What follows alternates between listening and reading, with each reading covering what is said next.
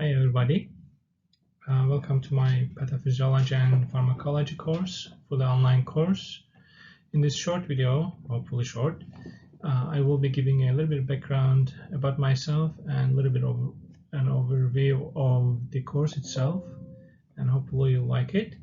I'm recording this video from one of my exam room that I use as a secondary office for myself. Anyway, so let's go. Okay, as I said a little bit about myself, I am a foreign medical graduate. My graduation year goes as far as 1991. Then I did my PhD in biochemistry and molecular biology, finished my PhD in 2001 at Rutgers Medical School now. Back then it was University of Medicine and Dentistry of New Jersey. Then I did some research in industry, in pharmaceuticals, and decided to go back to academia and start doing some teaching. And I've been teaching at CUNY since 2008. But meantime, I decided to go back to medicine and went to my second medical school, which is NYT, College of Osteopathic Medicine. Finished it in 2016. Did my residency in family medicine in New Jersey, Hackensack Meridian Health System in Palisades, and here I am. Since 2019, I've been practicing, doing general practice in my clinic in New Brunswick, New Jersey. Meantime, because I love to teach, I kept teaching at SPS, and I've been teaching pathophysiology and pharmacology for years. Prior to that, I was teaching anatomy and physiology, so that you probably have already taken. You must have taken because it's a prerequisite for this course. Anyway, that's pretty much about me. And in terms of course, I'm going to take you through a few slides to show you, how it's laid out, and we'll go from there. The next slide. Actually, in this slide, it lists out the learning outcomes. Just to summarize it, as you know, you've done anatomy physiology, and that was most like what is normal, how things work in our body.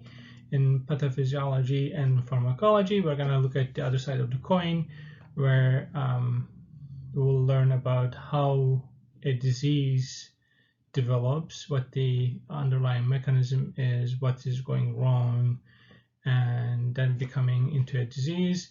And then we'll follow up on that with the signs, symptoms, and analyses of the presentations, and we'll call it a disease. And then later we're going to be managing that disease, or that patient for that matter, for the presentation that they have, by either just simply conservative treatment, managing them without medication or with medication, or taking to the next step if any procedure is needed, then elevate the management to hospital level or operational level if needed. That kind of gives a quick overview of what pathophysiology and pharmacology will entail. So what we're going to be dealing with this course in general. And the next slide is actually a statement that this is an open education resource course, meaning that you do not need to buy a course material. Everything is available online, and you will find a lot of links in the course in the weekly folder, where you can click and download the appropriate required reading and study from there. I hope that's some saving, I guess.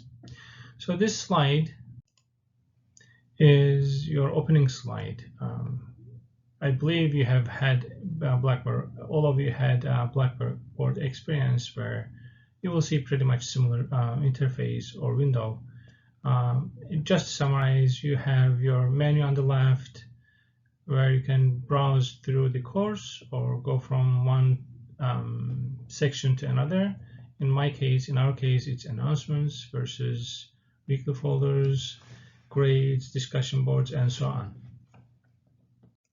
Apparently, you will also find this. You found this welcoming video in this page as well. All right, this is a view of a weekly folders main menu item. You would get here by simply clicking on weekly folders. As you see, there are multiple week assigned here or listed here.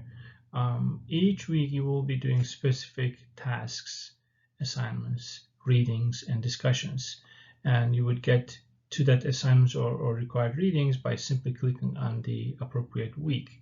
Each week is listed with the dates, beginning and end dates, and assignments that you would need to do within that week must be done prior to end of the week. If you miss the deadline, the assignment within that week will disappear. You will not be able to log in. However, if you have any personal issues, any emergencies, any urgencies that you cannot make or complete the week on a timely manner, feel free to reach out to me prior to the due date or time for that matter. Most of the weeks are designed from Monday through Sunday, so there are exceptions obviously, but keep it in mind that the class weeks are Monday through Sunday. Okay, let's go to the next slide.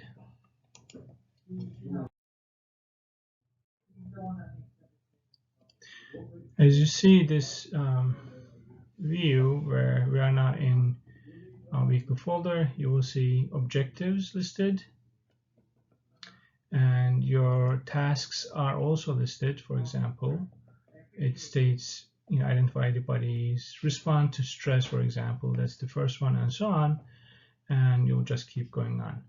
And within that week, for example, you also have final project listed, or it refers you to the final project, and where it's located within week 12, for example. So you will find all the details that you need to do within the weekly folder. And one more thing, and as you can see, the forum is also this is a discussion forum that is also listed as part of the assignment for that week. Okay, I'm sure that most of you have taken prior classes like this, and it should be familiar. Let me just keep going. Just a review of what your required assignments are. You will have 12 discussion boards or forums, and within those discussion boards, it's very important to know that I ask everybody to do their own posting, and it's a good idea to finalize it or finish it or post it by midweek, let's say Wednesday, maybe Thursday, and then respond to 2 of your classmates' discussions prior to end of the week, which is Sunday. So responding to a classmate should not be, yeah, that was an awesome job, great topic, or great job and whatnot. Instead, I would read it carefully and see if there's any information missing, or if you think that there's something wrong, just point it out. Ask the classmate if that's what you think it is, and so on. The idea is to help each other out to learn within a limited time frame. And you will also have 3 assignments. These are content papers. They are within the same structures, and you will find sometimes one disease, sometimes more than one. You will address them accordingly based on what is being asked. And lastly, the final project. This is at the end. Final project has the heaviest weight on the overall grade. So I expect everybody to do awesome on this by simply following the directions and putting some time and some elbow grease in it, I guess, to make sure that you do a good job on this. On the other hand, also I want to point out 12. There are 12 discussion boards. Each one of them has a very minor contribution to the final grade. Yet, if you make it a habit ignoring them or not paying enough attention, it adds up. If you miss one, if you're not doing great on one or two of them, it's okay, because you have a lot of other opportunities to make up for the difference. All right, so 12 discussion boards, which means every week you're going to have a discussion and 3 assignments spread out throughout the semester and one final project. Okay, let's go to the next. So this really delves into how you're going to be doing or posting the forum. I suspect everybody is familiar with it, but just to kind of point out, you're going to be, for every week, for example, you will have a forum discussion. You're going to, as it indicated on the left arrow, right on the left part of the screen, and you're going to click. That's going to take you to the next page, which is shown on the right, and you're going to take it from there and so on. Okay, and it's also similar in the content paper assignments.